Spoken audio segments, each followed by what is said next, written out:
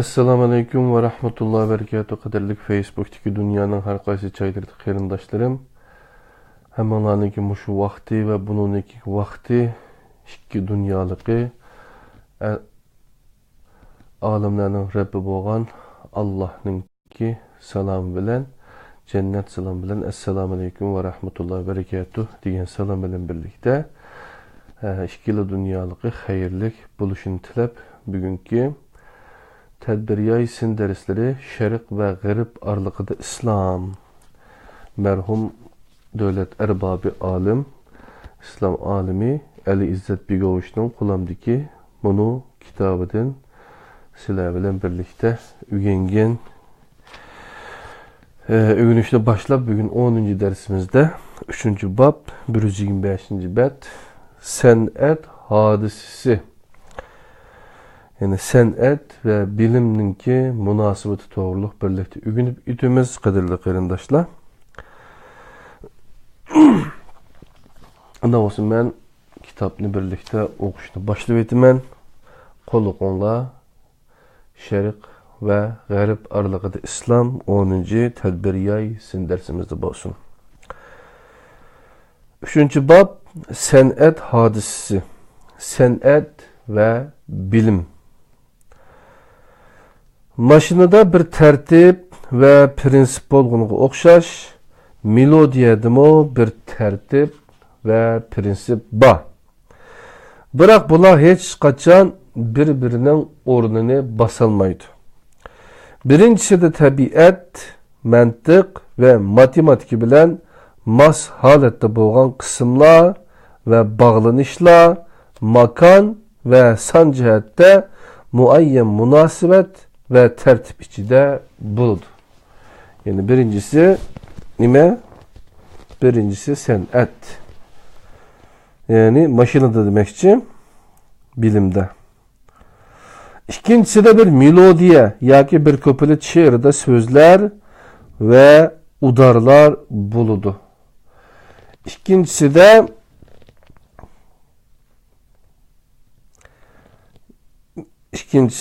yani sənət demekçi bir melodiya yoki bir köpület şiirde sözler ve udarlar mas halatda bo'lgan bo'ladi. Bu iki tertip ve prensip bir-birinden tamamen farklı bo'lgan iki sahaga tabi. Bu iki saha pen bilen din yoki pen bilen sənətdir. Bu noktadan qarag'animizda her ikili ahval o'xshash. Tabiat aleminden tamamen farklı bir alemnin, yani narsalarning farklı tertibinin mevcutluğu din ve sənətning asaslık temisidir. Eğer birli alem bulup qalğan bolsa, sənətning hech qandaq ehmiyeti bo'lmagan bo'ladi. Hakikaten her qandaq bir sənət əsri biz təvə bo'lmagan, içidin kemigen, aksiçe içige yüzlengen dünya hakkında haber ve təsirat mahiyetiga ega. Sənət konuluq təlpinişi yoki əslashdir.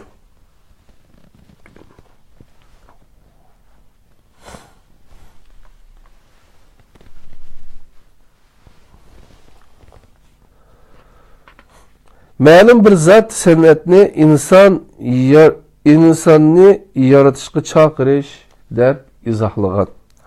Her bir pen ahirki hesapta bunu xulasa keladi. İnsan deb bir narsa mevcut emas. Onun üstüge sənət dünyaga her vaqt qarşı bulup narazılıqni ve hissiyatni ifadalab turadi. Hatta psikologiyasi, biyologiyasi ve Darwini bilen barlıq penge qarşıdır. Bu ameliyatta dini cihetten karşı çıkıştan ibaret. Din, ahlak ve sənət yaratılış hareketi bilen vücutqa çıkan oxşaş şecerinin tarmakları hesaplanıdı. Şuna bu sebepten yaratılışının Darwinçiler tarafından inkar kılınışı, yani bu yaratılış hareketini inkar kılışı mahiyet cihetten din, sənət, ahlak, hatta kanuniyetini en radikal şekilde inkar kılış digerlik buludu. İnsanni Darwinning aytganidek paydo bo'lgan deb faraz qilib baqayli. O vaqtida san'atning hech qanday roli qolmaydi. Shoirlar bilan tragediya yozuvchilari bo'lsa, bizni aldab kelgan bo'ladi. Yozganlarining hammasi bema'ni bo'lib chiqadi. Miyada tilg'ilingan din degan gap qadrli qarindoshlar, İzzet Begovichning Mao kitobida din bilan islomninki ikkisining farqi bor. Miyada din degani religion, g'arbliklarning ko'z qarashidagi dinni demakchi. San'at bilan din o'rtasida tunji va qat'iy o'xshashlik va buningdan boshqa fan bilan san'at o'rtasida keskin raqobat dal bu nuqtada yotadi. Koinotda mavjud bo'lgan va bilingan 3 haqiqat darajasini tashkil qilgan modda, hayot va kishilik xarakter qatorliqlar ichida fan birinchisiga, san'at bo'lsa uchinchisiga markazlashadi. Ya'ni koinotni tashkil qilgan, koinotda mavjud bo'lgan bilingan 3 haqiqat darajasini tashkil qilgan modda, hayot va kishilik xarakter qatorliqlar ichida fan birinchisiga, ya'ni moddaga, san'at bo'lsa üçüncüsüge merkezleşiyor. Yani kişilik karakterge. Bunun başka her kandak nerse fakat görünüş yoki hata düşünülüşten ibarettir. Dervaqa fen hayatka ve insanga merkezleşken takdirdimi bu iki nersini cansız ve gayri şahsi bo'lgan barlık nersilerini tepip çıkıdı. Fen bilen san'at o'ttirishdagi munosabat san bilan mahiyat o'ttirishdagi munosabatga o'xshaydi. Fanlarning toji hisoblanadigan matematikaga san miqdorlarning vositalik holda o'lchilinishi deb ta'bir beriladi. Geokomutti san'at haqida mumkin bo'lmaydigan narsani tadqiq qilish va hayotning o'zini tushunish uchun elib berilgan umidsiz tashabbus degan edi. Bulardan biri san miqdorlar o'ttirisidagi munosabatga markazlashsa, yana biri qimmat o'lchamlar o'ttirisidagi munosabatlarga markazlashadi. Moddalar olamida faqatla sansipirlar va miqdorlar bordir. Bütün sansipir va miqdorlarni o'zaro selishtirg'ili bo'ladi. Buningda mohiyat faqatla sansipir va miqdorning bir shakli xolos. İngiliz tabiat dialektikasi haqida to'xtalganda modda yoki harakat ilova qilinmasdan yoki ta'sir ko'rsatmasdan, ya'ni uning son miqdori o'zgarmasdan bir jismning mohiyati o'zgarmaydi yoki o'zgartirishi mumkin emas deydi. Tabiatdagi bu sansipir va miqdorlik prinsipini Pitagoras mundaq izohlaydi. Son barliq obyektiv narsalarning o'zini tashkil qiladi. Koinotning tashkillanishi bo'lsa, sonlarning va o'ttirisidagi munosabatlarning ritmlik va tartiblik sistemasidir. Yoki Mendeleyev elementlarning ximiyalik aloyidliklari atom eg'irligining davrlik funksiyasidir. Tabiat dünyasida yalnız bu sansipirlik ve miqdorlar, yani ko'rinishdagi mahiyat ve xususiyatlar mevcut. İki farklı taş mevcut bo'lmag'ini o'xshash, iki o'xshash insonmo mevcut bo'lmaydi. İki su molekulasi nima bilan bir-biridan farqli bo'ladi? Javobi makondagi konkret ahvoli bilan. Biroq makonni cheksizlikka ega deb faraz qilsak, bu farqning mutlaqligidan asarma qolmaydi. Sebep natija munosabati dialektik ve modda bir-biri bilan birdeklikka ega. Maddi dünyada dialektikini ispatlashning qilchimi zururiyati yo'q. Birdeklikka ega. Maddi dünyada dialektikini ispatlashning qilchimi zururiyati yo'q. Del bu sebepten, yani tabiatda mahiyat tepilmaydiganlik uchun tabiatga munosabatli fanlar bilan shug'ullang'ili bo'ladi. Mahiyat haqida hech qanday fan va hech qanday qarash mumkin bo'lmaydi. Tabiat faqat bir insonga nisbatan go'zal yoki qo'rqinch, maqsadga mos yoki chigish, ma'nilik yoki ma'nisi, ya'ni muayyan alaylikka ega bo'lishi mumkin. Ammo obyektiv nuqtai nazar bilan masalani kuzatganimizda bundaq alaylikları yo'qdir. Tabiat tamamen garmonik birdeklikka ega va o'xshash turga ega bo'lishdan sirt so'g'uq, g'amsiz olamdir.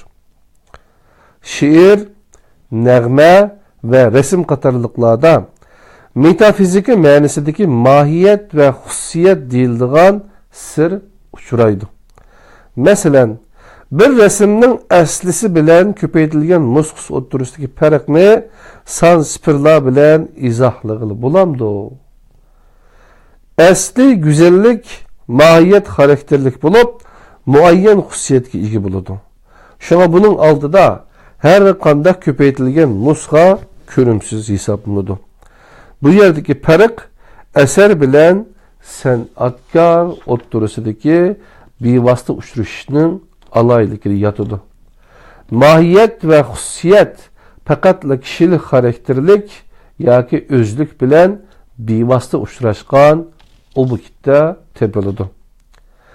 Fan bilan san'at o'tirisidagi munosabat mexanik olam bo'shliqi ilmining peshvosi bo'lgan Newton bilan inson haqida har narsani biladigan shoir Shakespeare o'tirisidagi munosabatga o'xshaydi.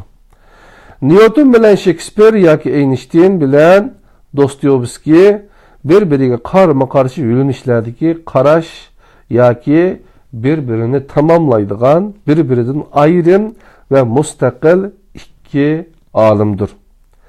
İnsanның taqdiri, tenhalıqı, faniliqi ve ölümü qatarlıq məsələləri mevcutluqның məna ve mənisizlik meselesi ve bu müşkilatlardan çıxış yolu qatarlıqlar heç qandaq bir vaqtda fənnin tədqiq qilish obyekti bolmaydı. Sənət bolsa bu məsələlərdən hərgizmi qaçalmaydı. Çünkü şeir insan haqqidagi fən ve məlumat bulup, xuddi fənnin təbiət haqqidagi məlumati bolğunuğa oxşaş. Bu iki məlumat yoki fən her vaqt bir-biriga parallel bo'lishdan sirt bir-biridan ayrılıp durdu. Xuddi xitob qilgan iki dunyoning parallelligi her vaqt bir-biridan ayrim turgunuğa oxşaş. Biri aql, tahlil, kuzatish, tajriba ve sınaq qatarlıqlarının sayesinde bir-biriga sebep netice münasebetler bilen bağlanışlıq bolğan нәрсе ve jarayonlarning mecmuası bolğan maddi dünyaga merkezleşidir. Yana biri bolsa insanның içki dünyasıga, sırlarıga çöküdü. Belki bu vaqtda bazı hadiselerni hayacan, söygü ve azap yolları bilen sizəlişimiz yoki tushunishimiz mumkin. Biroq bu yerda rasyonal ve ilmiy ma'lumotdan asarmi yo'q. Bu nima degan gapga desa izohatda masalani bu nuqtadan chiqish qilgan holda tahlil qilsak, falsafa san'atga emas, bilimga tava bo'lgan bo'ladi. Temisi farqli bo'lsa-mu, metod jihatdan o'xshashdir. Her qandaq tefekkür ilmi bo'lgan ahvolda o'xshash yoki yaqinroq xulosaga borg'ili bo'ladi. 18 asrning faylasuflari falsafa metodining geometriyalik deyildigan izohlash metodini vujudga chiqargan. Baruch Spinoza bu metodning asoschisi hisoblanadi. Asosli asri bo'lgan axloqni geometriyalik metod bilan Oklidning geometrisiga o'xshash izohat ve vaqaliklar bilan ve bulardan chiqqan teoremalarga ifoda shaklini berish orqali izohlagan edi. O'xshash sistema Nicholas Malebranche tarafidan tatbiqlangan. Christian Wolff bo'lsa astronomiya, substansiya ilmi, ilohshunoslik, psixologiya, qonun, mantiq qatorliqlarni o'z ichiga sistemasini rasyonalist qiyas usuli bilan o'ttirib qo'ygan. Falsafa inson bilan axloqni temi sifatida olgan vaqtidami yana tabiat halqib o'tolmay matematika, geometriya va rasyonalist qiyas metodlarini tatbiq qilishi mumkin. Shunga bu sababdan falsafa hayotning haqiqati haqida umuman xabarsiz va ma'lumotsiz qoldi debdi qadrli qarindoshlar. Bu nihoyatda falsafiy gapli ekan. Bir san'at əsəri hər daim sənətkarın kişilik xarakteriga bağlıq buludu, həm də insanın icadiyyəti sübütüdə ruhunun məhsulatı bulub, bu xüsusiyyəti bilən parçalanmaz hərəkət hesablanır. Pəndi bolsa ilim əhliləri orta qaldı tədqiqat, həmkarlıq elib baralaydı. Çünki pənnin timisi təfsilatlardan təşkil tapıdı, həm də kategoriyaga ayrılıb təhlil qılınıdı. Bütün pəllər qədimdən günümüzgəcə faqatla ilavelərdən, umumən mexaniki cəhətdən gözü tutuldu, ilavelərdən ibarətdir. Halbuki sənətdə bundaq əhval faqatla yox. Çirkav tamlarındakı resimlərini iki rəssam oxşaş qılıb sizib çıxışı natayın. Şiirdə yoki muzikidimi əhval başqaça olmaydı. Çünki bu yerdə təngdaşsız, sap və parçalıqlı olmaydıgan bir нәрсе mevcut bulup, bu нәрсе parçalanğan təqdirdimi mevcut bulup turalmaydı. Quruluş binakarlıq sahasida həmkarlaşıb elib berilgan xizmətlərinin gayet zor ilgiriləşlərinin vücudqa kelişigi türküsü bolğanlığını ilgiri sürüş mahiyet cəhəti xatalıq bulup hesablanıdı. Quruluş texnikinin məhsulatı bolğan bina kollektiv xizmətleriga temi bulalishi mumkin. Biroq uslub, fikir, binakarlıqning san'at qismi har vaqt birla odamning, ya'ni san'atkorning asri bo'lib kelgan. Pen qayerda bo'lishidan qat'iy nazar har zaman o'xshash. Birdek, harakatsiz va muqim bo'lgan narsalarni bayqab chiqadi. San'at bo'lsa to'xtovsiz holda yangidan vujudga chiqish. Jin Kasso mushna debdikan deganlikdir.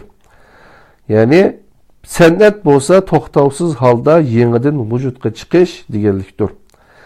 Pen sekundga tatbiq qilingan pen maxsus bo'lgan tartibdan iborat. Halbuki san'atga maxsus bo'lgani bo'lsa chinlikdir. Yezidagi sapal qachi ustasi oddiy quti ishlatsa, Yunonlik sapal qachi ustasi kanussa amfora, ya'ni botol qisman jism ishlatadi. Etinni sokriyan. Pen bayqaydı və keşif qılıdı, san'at yaratıdı. Pen bayqab chiqqan bir yulduzning nuri onundan burunmu mevcut idi. San'atning bizni ushtum tutla yuritgan nuri bo'lsa, san'atning o'zi tarafidan shu paytning o'zida yaratilgan bo'ladi. San'at bo'lmasdan o nur qat'iy vujudga chiqmaydi. Pen mevcut narsalarga markazlashsa, san'at bo'lsa vujudga kelishning dal o'zidir. Pen to'g'rini ifoda qilsa, san'at haqiqatga uyg'un bo'lganini ifoda qiladi. Bir rasmga qarab bakın, bu qanchalik darajada to'g'ri. Biroq qanchalik to'g'ri bo'lishidan qat'iy nazar, bular texmi haqiqiy hisoblanadi. Pen ruhni psixik, ya'ni psik Tanrı'nın bo'lsa tunji sabab deb qaraydi. Hem de mushu bo'yicha harakat qiladi.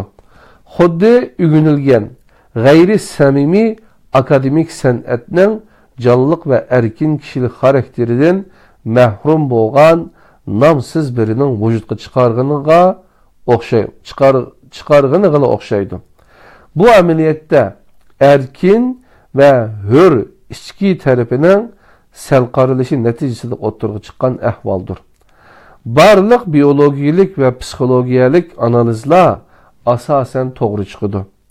Biroq bu analizlar to'g'ri bo'lishdak aloyidagi bo'lishdan sirt haqiqiy emas. Darvaqa, her ikisi de umumi manzaralardan asosli hodisalar. Biyologik tahlillerde hayat, psikologik tahlillerde bo'lsa ruh yo'qolib ketgan. Bu noktadan qarag'animizda to'g'ri bo'lgan bu bilimlar saxta bo'lib chiqadi. San'at bir narsa haqida haqiqatni izlasa, amaliyotga, hatto qasddan sal qaraydi.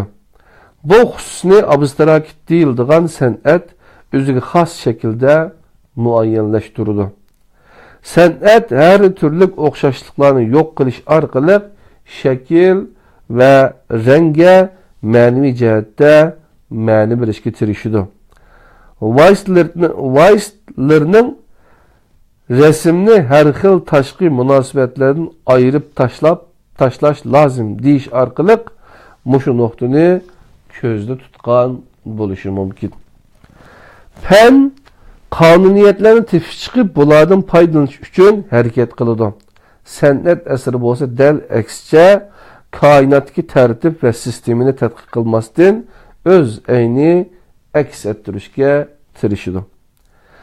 Yevropa fenining peshvosi hisoblanadigan Francis Bacon fanning funksiyalik yoki foydaliq mohiyatini ochiq o'ttirib qo'ydi. Haqiqiy fan faqatla dunyoda insonning kuchini oshirgan fandir. Kant bo'lsa she'r fanga o'xshash funksiyalik manfaatlik alaylik ega emas. Ya'ni bu alayliklar bilan aloqasi yo'q. Fan Makiyakovskining ilgari surgunidek ijtimoiy ishorat yoki signal bermaydi. Fransuz ressam Dubuffet jamiyatda qizg'in olqishga erishgan bu tushuncha haqida parvosizlarcha o'z qarashini mundaq bayon qildi. San'at mohiyati jihatdan foydasiz, yiqimsiz, ijtimoiylikqa qarshi turadigan va xatarlikdir. Agar bundaq bo'lmasa, yolg'on yoki model bo'lgan bo'ladi. Fan shundaq cho'nqur murakkab bo'lib turibliq, tilining yetersizligini hech qachon his qilib bakmagan. San'at dal aksicha ichki va ma'naviy bir moyillik sababidan har doim tildan halqagan vositalarni izohlab bergan, izlab kelgan. Til o'zi mengining qo'lidir. Menga bo'lsa jismoniy mavjudligimizning va faniligimizning bir qismidir. Chunki yeziq tilga, til fikirga muvofiqdir. Her üçü aql qilipiga asosan yaratilgan va o'xshash vaqtda ruhning birer harakatini ifoda qilish uchun nomuvofiq bo'lib, buningdan tamoman ojiz keladi. Bu nima debdi izohatda? Ilmiy taraqqiyot va ilgirlashlarning asosliq motor kuchining jang bo'ladiganligi allaburun his qilib yetildi. Quyuq ilmiy ijodlar ve fan-texniklik taraqqiyot ve muvaffaqiyatlar asosan urush ve qalaymakanchilik avj ilib ketgan davrlarda meydonga kelgan. Yaqinqi ikki dunyo urushi va uni ta'qib qilgan so'g'uq munosabatlar urushi bu qarashning to'g'riligini qanoatlangudek isbotlab berdi. Biryan resim san'atining so'zlashga hech qanday ehtiyoji yo'q.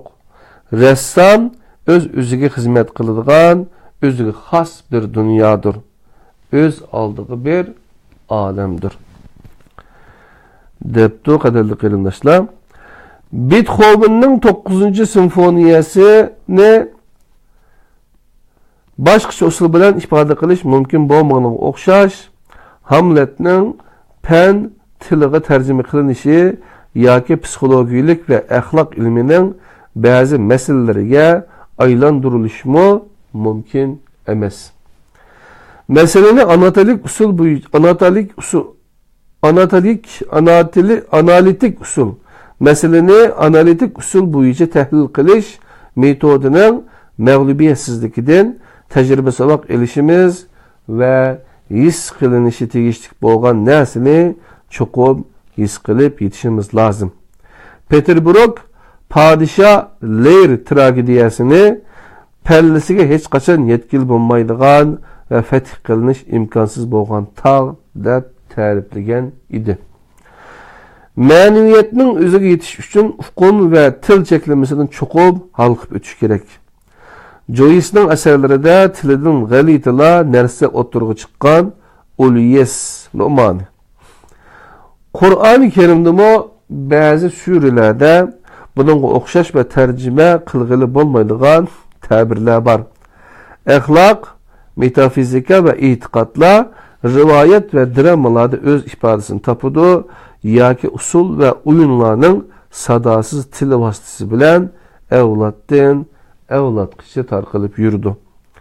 Xalq orasida tarqalib yurgan paranglarga ko'ra dunyo yaratilish jarayonida shakllangan qadimiy yapon kibuki baleti yoki Hind o'yinlaridagi, ya'ni kabuki demoqchi ekan, yoki Hind o'yinlaridagi mura nomi berilgan hayajon beradigan barmoq o'yini ifodalash jihatda har qanday bir so'z yoki parangdan ustundir. Tomoshabinlarga bildirilgan ma'nini tushuntirish uchun til muvofiq emas. Yana ifodalashda ojizlik qiladi. Usulning tildinmi burun mavjud ekanligiga doir ma'lumotlar, alomatlar bor. Umuman, noiti qadimiy usullarning mukammalligi tilning ojiz bo'lishi va taraqqiy qilolmasligi bilan parallel davomlashgan edi. San'atning saviyasiga aql va mantiq bilan yetishning imkonsizligi san'atning yalg'iz ba'zi tarmoqlari yoki yo'linishiga xos emas. Realizmning ta'sir iqimi, ya'ni san'at yoki asabiy realizmga qaraganda texmo tushunishlik va texmo yaqin bo'lishini ilgari surish agar san'at asarining sirtqi ta'siriga emas, haqiqiy mohiyatiga qaratilgan bo'lsa, u vaqtda tamoman xato bo'ladi. Mona Lisa'ning haqiqiy siri Yevropaning rasm san'atida kubistik inqilobining muqaddimasi hisoblanadigan Picassoning Avig nomli qizlar nomli asarining siridan hech qilishquchiligi yo'q. San'at asarining mohiyati dindorlik hukmi yoki ruhiy erkinligining ma'nisiga o'xshash tigiga yetish mumkin bo'lmagan bir narsadir. Uni aql yo'li bilan tushunishga doir tashabbuslar hayotning ta'biriga oid tirishchanliklarda ko'rilganiga o'xshash har doim natijasiz qolgan. Masalan, buraya izoh turibdi. Hauserning buni ta'biriga qarayli, ma'nisi xuddi san'at asarining har qanday tarafining natijalik oyoqlashmaydiganligini ko'rsatadigan bir san'at asari shakl va mazmun, gunoh qilish va aldinish, o'yin va alomatdir. Tabiatga yaqin va tabiatdan uzoq, maqsadga uyg'un yoki uyg'unsiz, tarixi bo'lgan yoki bo'lmagan bir narsa shaxsiy yoki shaxsdan ustun. Arnold Hauser, Zagreb 1977-yili degan gapgan qadrli qarindoshlar. San'at va din. Yuqorqi tashabbuslar garchi mag'lubiyat bilan oxirlashgan bo'lsa-mu, biroq san'at va din o'rtasida bir bog'lanishning borligidan bishorat beradi. She'r ruhning mohiyat jihati ifoda qilinolmagan haqiqat va uning manbasi bo'lgan Tangri bilan bo'lgan uchrashishning mevasidir. Martin mushtadabdikan. Her şiir üzünün sap şiiri mahiyetini, sap şiir san'ati deyildiğin sırlıq hakikatinin mevcutluğuna, nurga ve birleştiriş tesiriga qarzdardır. Abbot Berment Sap şiir san'ati degan kitapta debdikan. Şiir san'ati kainat sirini işide elip yürüyen hayatimizden öz üzüdün sorab turduğun o acayip sirden bevosita xabardor bo'la oladi. Roland ve Penny Villi.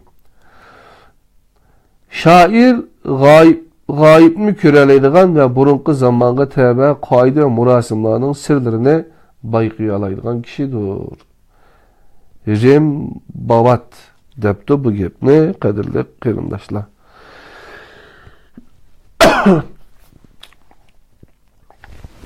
Ağzımızda biraz otlu olaylı.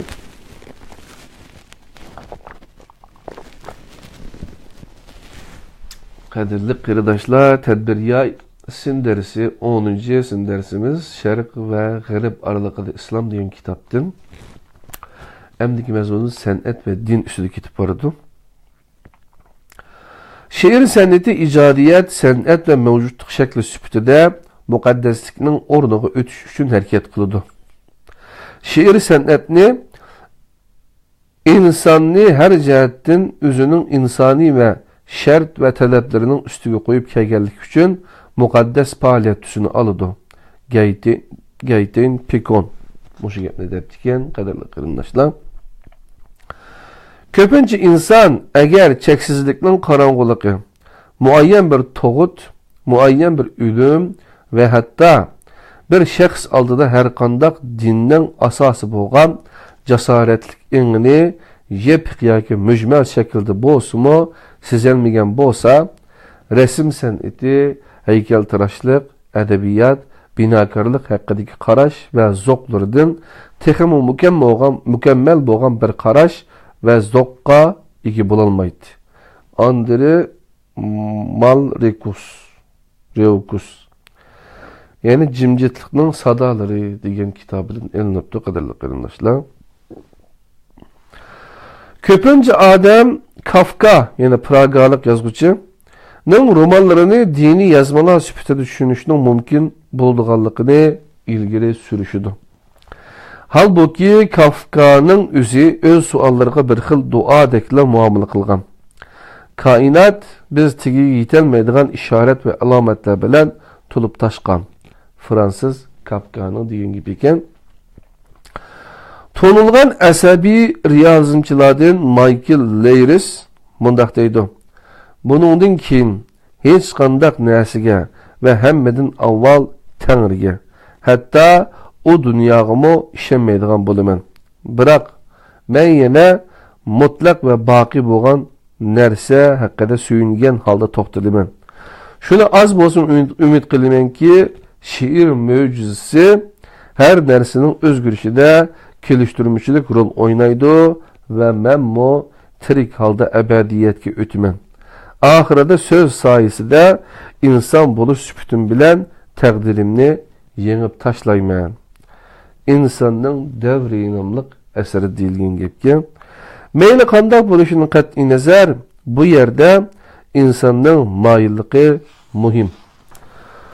O'tturdaki farq bularning ishida qaysisining konkret sharoitlarda o'ttirg'i chiqishidir. Din adabiyot mutlaqlikni markaziy nuqta qilgan, axloq yaxshilikni va erkinlikni, san'at bo'lsa insonni va ijodiyatni tema qilgan.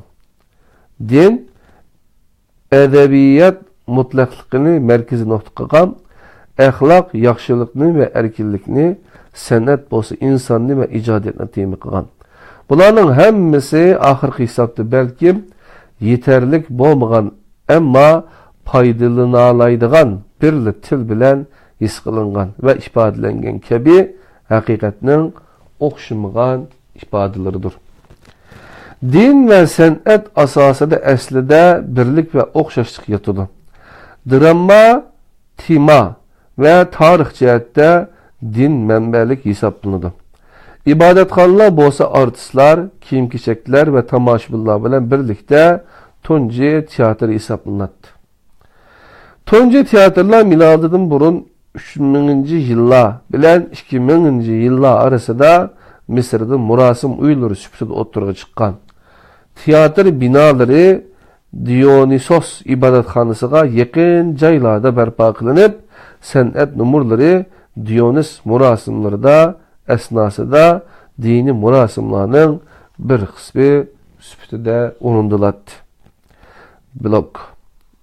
Teatr ve hatta barlıq kültürdeki murasim mənbəsi bəs münazir tələb qılmaydigan bir xusus bulup, bununla münasibetlik tarixi delil var.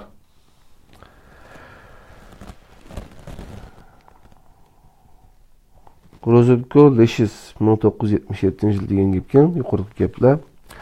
Drama insan ve insaniyetin hakiki dini ve ahlaki meselelerinin ifade şeklidir. Çümperde namlıq filmde onun iki taraflı karakteri roşen his kılınıdı. Bu karakter aynı vakitte hem dini hem de dramini esitidir. Tuncu resim heykel, şiir ve oyun murasiminin bir kısmı idi. Tuncu resim heykel, şiir ve oyun murasiminin bir kısmı idi. Biroq keyincha etiqatdan ayrılıp çıkıp müstakil bo'ldi. Vahşi insan ovlamoqchi bo'lgan hayvanning resimini sızganda bu resim özüge nispeten çokunuşunun etiqadi şekliydi. Indiyanlar dini murasim ötküzüş esnasında murasimning bir kısmı süpütüde kum üstüge renklik resimlerini sizilken. Yapılanın etiqadiga göre meşhur Yapon Gigaku balintinin tarihi uzak ötmüşke hatta dünyanın yaratılış vaktiga toğru keladigan. Bundaq intayin qadim bo'lgan uyunlar aslida naqsha, usul ve taqlid qilingan uyunlarning aralashmasidan ibaret idi ve ölüklerinin ruhları ötüdigan metafiziklik hadiselerge simovul qilinatdi. Tarix ve temi noktasının bu uyunlarning din bilen ortak tarifi var. Burunki Arap İslamiyet'ten burun eneside şair imtiyazlık, nubuzi, seyirgerlerinin gücü bilen müstehkemlengen. Tabii süpütü körületti. Şairinin dehşetki tolgan ve kıymetli sözleri hayatını qoğdaş yaki yok kılışqa qadir bolgan tabiattin halqıgan küçke ige dep qarılattı. Pat yakında Meksikalık indiyanlarının şiirlerinden tallangan şiirler toplumu neşir kıldırgan Gabriel Zayda kitabının kiri sözü de Meksikalık indiyanlarının şiiri de umumi ve ortak adaylık ebedi hayatına simovul kılınışıdır. Totem, yani üsümlük hayvan tabiat artistleri bilen boğan münasebeti bolsa asasen digünek her vakit sihirlik dini murasim tüsünü alıdı deydi. Pen astronomiyanın perzenti Bergson bolğunuğa oxşaş sənətmo dininin perzentidir. Eğer sənət yaşnap turuşni xalısa qayt-qaytı bu mənbəyə qaytışqı mecbur buldu. Əməliyyatı sənət bunu qılıb kilovatıdır. Binakarlık umumen her bir kültürde en yüksek pellega ibadetxanalarda yetkin. Bu Hindistan ve Kamboçya'daki 2000 yıllık ibadetxanalar, İslam dünyasındaki camiler, Kolombo'dan burunki Amerika'dan ibadetxanalarda qandaq bolgan bolsa, 20. əsrdə Avrupa ve Amerika'da silingan çirkavlar üçün mo oxşaş. Devrimizi tunulgan binakarlarının hiçbiri bunun qarşı duruşdan aciz keldi. Frank Lloyd Wright ismini yazıp kaptı. Kitabının özünün kürvasanı buludu. Elkins bağçısını Pensilvanya'da Bet Shalom ibadetxanasını Yahudiler için Le Corbusier Ron Chapta Notre Dame du Haut Çirkavni 1955 tamamlangan ve Evre'de Dominikan monastirini Meis van der Rohe Illinois'te Teknolojiya İnstitutu'nun küçük çirkavni 1952 yılı Alvar Aulito Finlandiya'nın Vaukenisniski şehrinde Lutheran çirkavni yani 1959 yılı Philip Johnson New York'ta Kineset Tiferet İsrailiye ibadethanesi 1954 yılı. Rodlof Landi Sarasota Florida Aziz Paul Lutheran Çirkavine 1959. Oscar Neymar Pampulhi Brezilya'da Fransız Assisi Çirkavine 1942 yılı. Felix Kandila Felix Kandila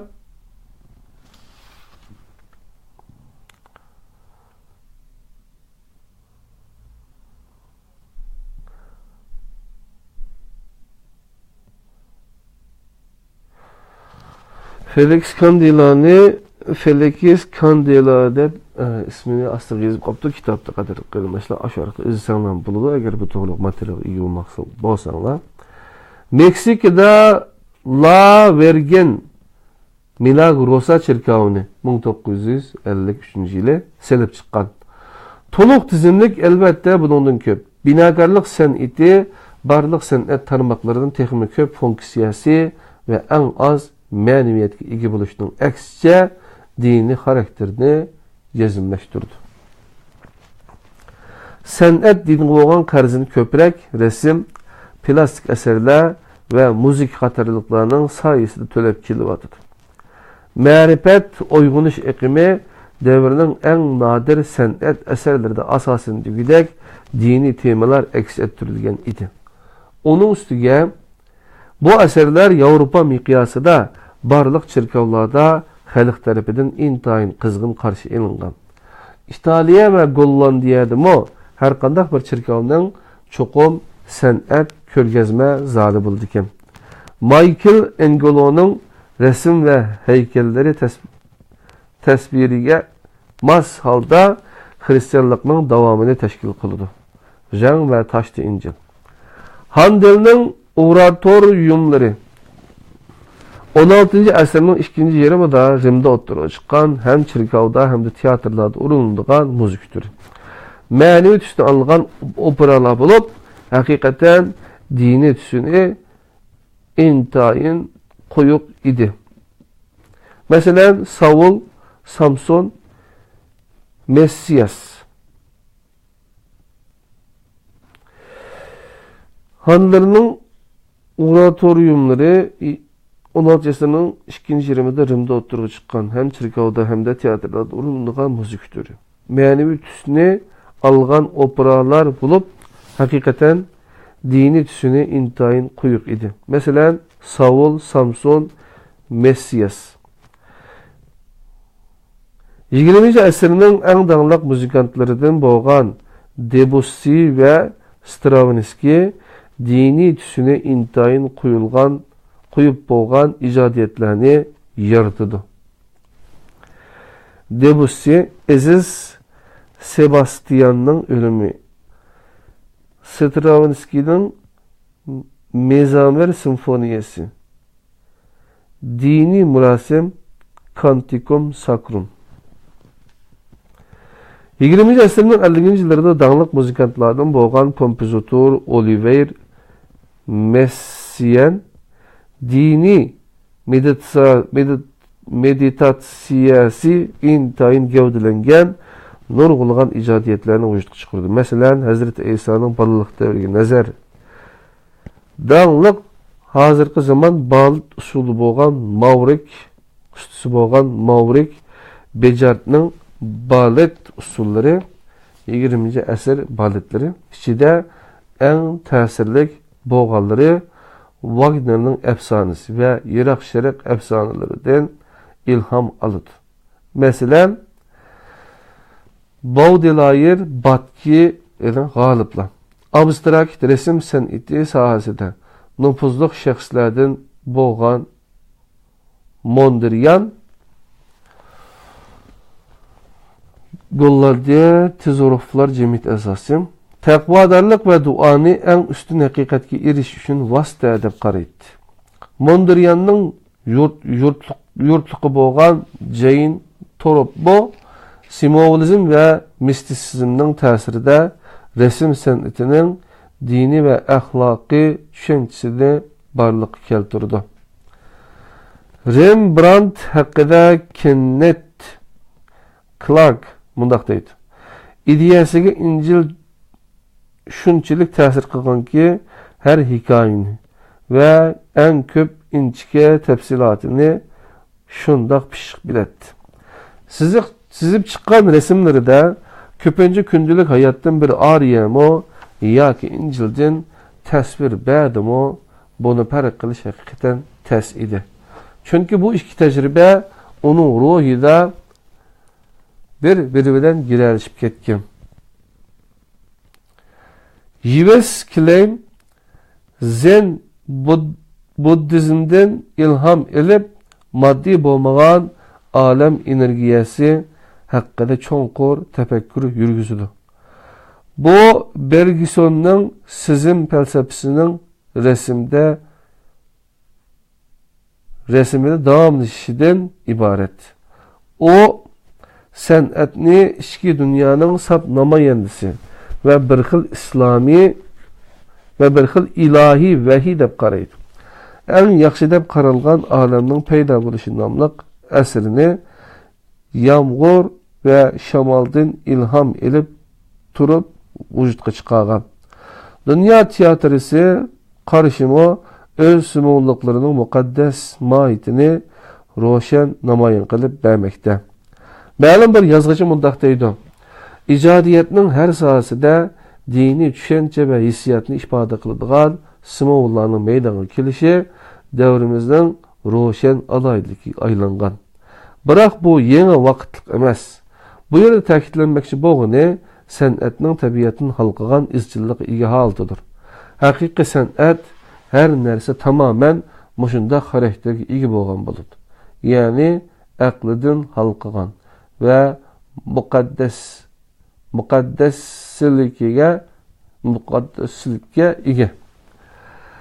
San'at tushundirish uslubi ve obyektiv nuqtasidan dinning insonlarga qaratgan chaqiriqiga o'xshash haqiqatan cho'nqur ma'nolarga ega qadimiy yapon tam resimleri El Hamra'da şir yaşaydıgan Hoylu'nun iki işigiliki Arap nuskuluk resimler, Malaysiya arallarından bir parça Uganda'daki ma'lum bir dini kabilenin din usulü, Michelangelo'nun dehşetlik soft mahkemesi, Picasso'nun Guernica'sı, İspanya'nın bir şehri, bularga bir qor nazar silib chiqaydi. Yoki Facebook yoki Bebosining Aziz Sebastian efendisini yoki Zengilarning ruhani bir naqsini anglab bakın. Boşuna qilganda siz ibadatdagi o'xshash mantiq ve sizimden halqıgan sirliq bir narsani tecrübe qilgan bo'lasiz.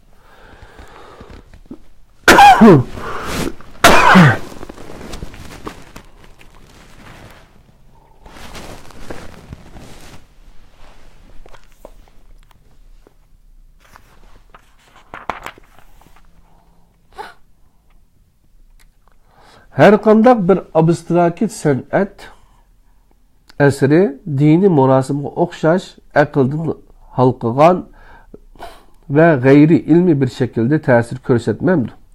Ma'lum jihatni ilib aytganda resim, taxta yoki raqtda, simfoniya bo'lsa ovozda shunga o'xshash dini murasimni aks ettirdi. San'atning asosiy maqsadi eng go'zalni vujudga chiqarish emas, chunki go'zalning ziddi xunuklik yolg'ondir. Kodivor çumperdileri yoki Albert Kia komitetining ko'zoynaksiz haykallerini güzel digili bo'lmaydi. Biroq bu resimler haqiqatni izlash uchun yo'lga chiqqan samimiy ve chin istakning ifodasi hisoblanadi. Chunki bir sezim, bir his oxirgi hisobda insonning taqdiriga munosabatli bo'lgan koinot hodisasi bilan bir idini yoki so'yguning dunyo hissini tashkil qiladi. Din bilan san'at o'rtasidagi bu ichki jihatga bog'lanish san'atkorlarda uchraydigan kasbiy ko'rimsizlik holat bilan ba'zi tariqatlarda hindizm va xristianlikda muqaddas bulg'unish deyiladigan zohiriy bexastarlikda o'zini ko'rsatadi. Odatda insonlar va san'atkorlar bilan g'oyiblarni bir-biriga o'xshatadi. G'oyiblik bilan binormallik yoki g'alatilikning asosida tunji qarashda g'alatilik bordek qismi, lekin o'xshash falsafa yotadi. Bu g'oyiblarda sadoqatda, san'atkorlarda turmush shakli sifatida o'z ifodasini topadi. Amaliyotda har ikkisining ma'nosi o'xshash bo'lib, hayotning ma'naviy tarafi oldingi planga qo'yish va ta'kidlash, moddiy tashqi dunyoga munosabatli bo'lgan har narsa va odatlardan nafrat qilishdan iborat. Mendepti g'oyiblik bilan binormallik yoki g'alatilikning asosida tunji qarashda g'alatilik ba'da qilsimi, lekin o'xshash falsafa yotadi.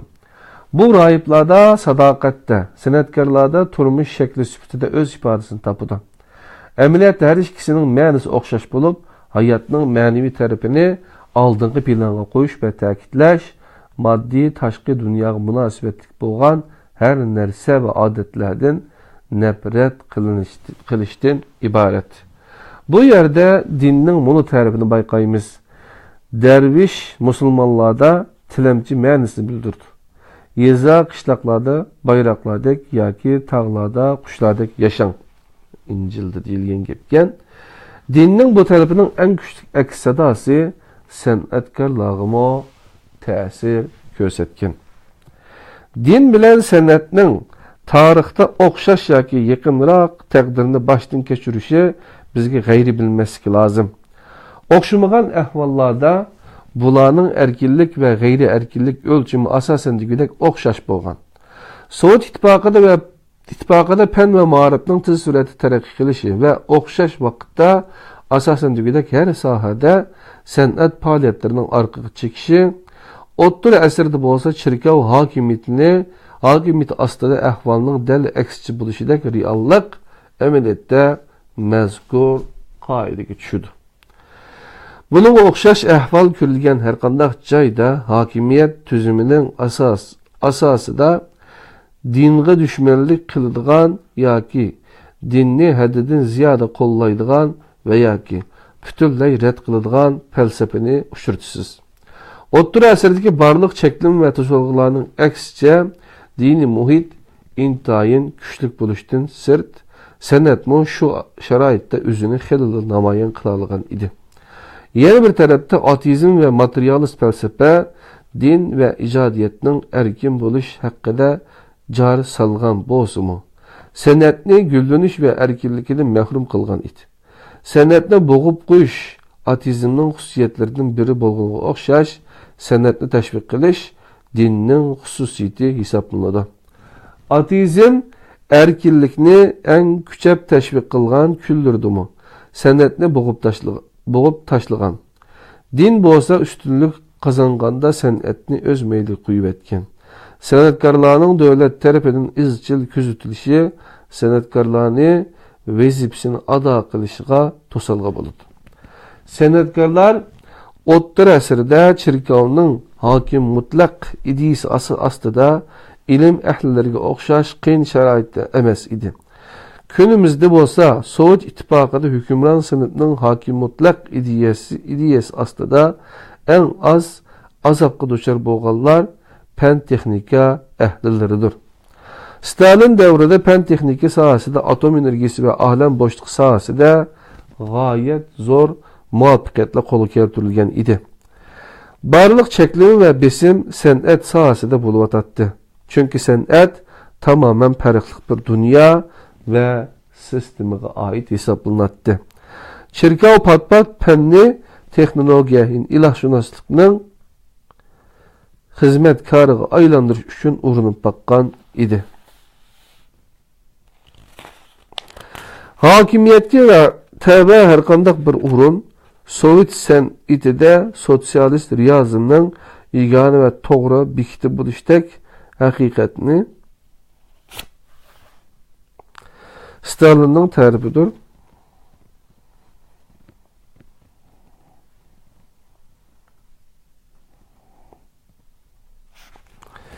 Hakimiyetga tebe her kandak bir urun, Sovet aileside sosyalist realizmning yegani ve to'g'ri bekitib bo'lishdak haqiqatni e'lon qilgan taqdirda o vaqtida bu bir diktatorlik hisoblanadi.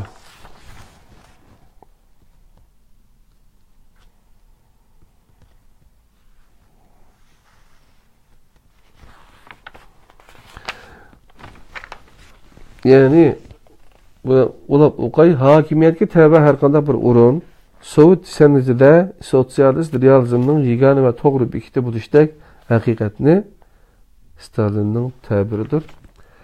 E'lon qilgan taqdirda u vaqtida bu bir diktatorlik hisoblanadi. Bu xuddi cherkovning kengash vositasi bilan yer sharining koinotning markazi ekanligini aniqlab chiqqanligiga o'xshaydi. Bu ikkisi o'rtasidagi farq birincisida diktatorlik san'atga qarshi bo'lgan bo'lsa, ikkinchisida diktatorlik fanga qarshi bo'lishidir. Biroq bu yerda muhim bo'lgani her ikkisining qarshi chiqqan obyektini tushunmaslikka mundaqcha qilib aytganda mohiyatining buni tushunishdan ojiz ekanligi masalasidir. Ateizm san'atni mohiyat jihati hech qachon tushunolmagan. Din konkret dini ko'rsatmaydi. Yani din bo'lsa ya fanni mahiyat jihatda tushunib bo'lolmaydi. Picasso Sovet ittifoqiga bora oladi, ammo asarlarining bir ishi asla mumkin emas.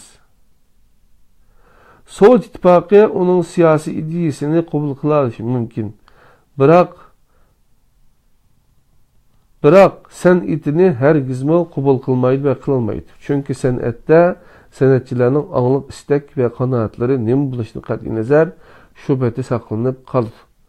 Muqaddas bir ishorat yoki favqulodda qobiliyatli insonning cheksiz ve nisbiy ekanligiga doir qarashga isbot qaysi deganda koinot sistemasi xabar Xudo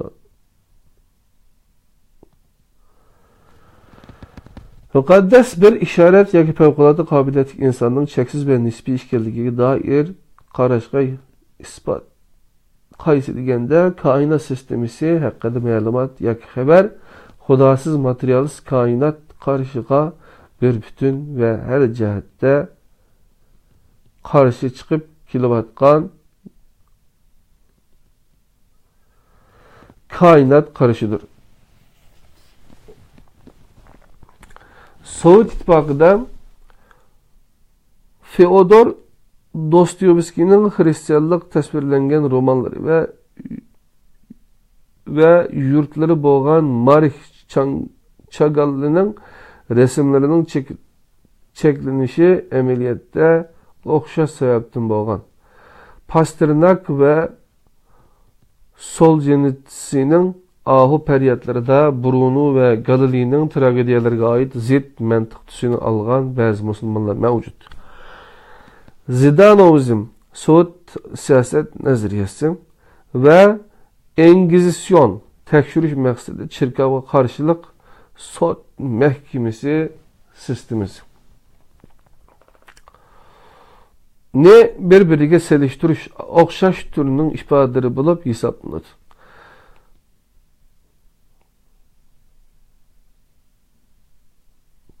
Zidanovizm yani san'atkorlar bilan mutafakkir ustida davlat ateizmi pesh qilinib ilib berilgan tekshirish hisoblanadi.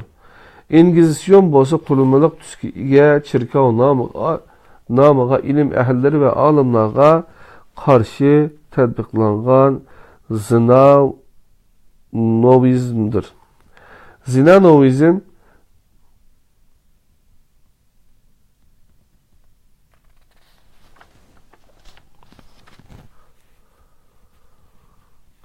Yani qadirli qilinsa, Sovet İttifaqı onun siyasi ideyası qabul qilishi mumkin, biroq san'atini hargizmi qabul qilmaydi va qilolmaydi.